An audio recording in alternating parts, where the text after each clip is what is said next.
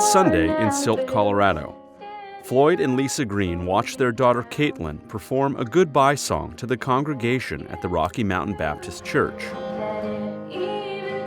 This will be their last service. Just for the concern of our family, we are going to pack up.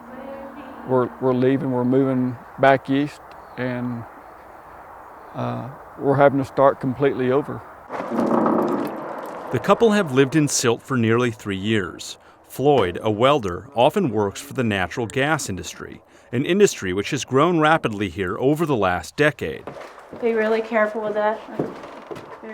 And an industry which they say has poisoned them. Because the contaminants do come in the air, we constantly smell the fumes from the condensate tanks, which in essence cause headaches, sometimes nausea, diarrhea, nosebleeds, muscle spasms, and those are all the symptoms that our family's been experiencing.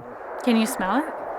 I can taste it. The Greens say that an invisible chemical menace is emanating from several natural gas wells and storage tanks near their property. Most of the time all you see is from the burners there, just the remnants, what's coming out from what's been burned. And on occasions we have experienced just a massive fog coming out of the tanks. The couple says their problems go beyond their own health. They've been just dying. Last night we took the rooster in, and I got up early this morning to check on him, and he was gone. One of our goats, she gave birth to a head and then to a full body a month early. And that's when I'm like, well, what's going on? Producing natural gas can release potentially dangerous chemicals. Chemicals like toluene, hydrogen sulfide, and benzene, a known carcinogen. These noxious odors, they smell bad for a reason. I call these the backyard impacts, where people have wells being drilled in their yards, sometimes very near their houses.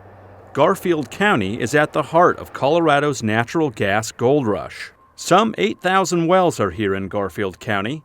Increasingly, they are being built and operated near where people live. We're seeing regional air pollution levels on the rise. Things like smog, which you usually find in big cities. Beth and Bill here again. We're just filming the flames for you right now. It's Monday, October 18th. This video was shot by Bill and Beth Strudley near their home in Silt. And we couldn't get out of here fast enough, so a lot of stuff like the Christmas tree and that is just left. Last August, a gas company erected a rig near their property, and since then, they too have complained of health problems.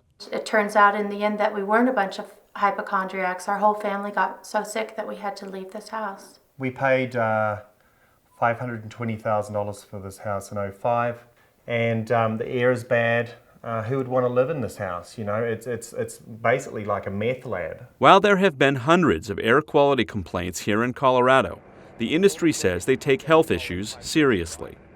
The natural gas industry cannot dismiss any complaint that we receive from communities or citizens within the communities where we operate. And I think we have to use scientific processes and methodologies to make sure that we're really finding the source and that we're not using conjecture, we're using science. But the science is incomplete. The state of Colorado is just beginning to grasp the health impacts of natural gas drilling. Emissions from natural gas wells are poorly monitored, and the origin of certain harmful chemicals is difficult to pinpoint. We also drive around in cars that have benzene at about 1% in the gas tank. So we're all exposed to low levels of benzene as we go about our life. The Colorado School of Public Health just released the first draft of a report which seeks to understand the health impacts of natural gas drilling in Garfield County. But John Adgate, who co-authored the study, says air quality impacts are inconclusive. Most of the evidence on human health have so far been anecdotal. Anecdotal doesn't mean untrue, but it also means difficult to verify. We know that the chemicals present are hazardous at certain levels. We don't have a good characterization of what the exposures are. Certainly the health effects that you mentioned are classic, known from both the animal and human literature effects of exposure to volatile organic compounds. How did it come to this? Early efforts to regulate natural gas production largely failed due to strong industry lobbying, which resulted in major exemptions from many federal environmental laws. In my view, the oil and gas industry has been given a pass from being exempted from most of the environmental protection regulations that apply to other industries. Weston Wilson retired from the Environmental Protection Agency a year ago, but in 2004, he was involved in a well-publicized whistleblowing case which revealed that the EPA bowed to gas industry pressure to exempt it from federal regulation. Certainly they were late to the game. They not only were late to the game, they blew the game.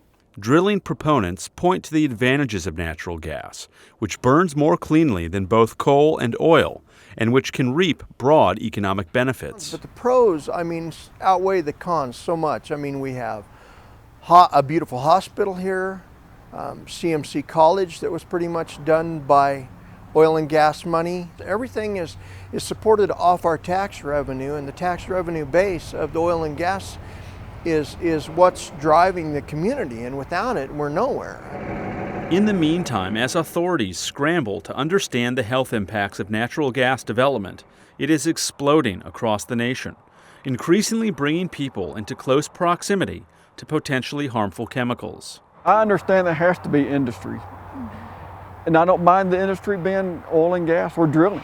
I in fact support it, but there's got to be a better way to protect ourselves and a better way of doing the process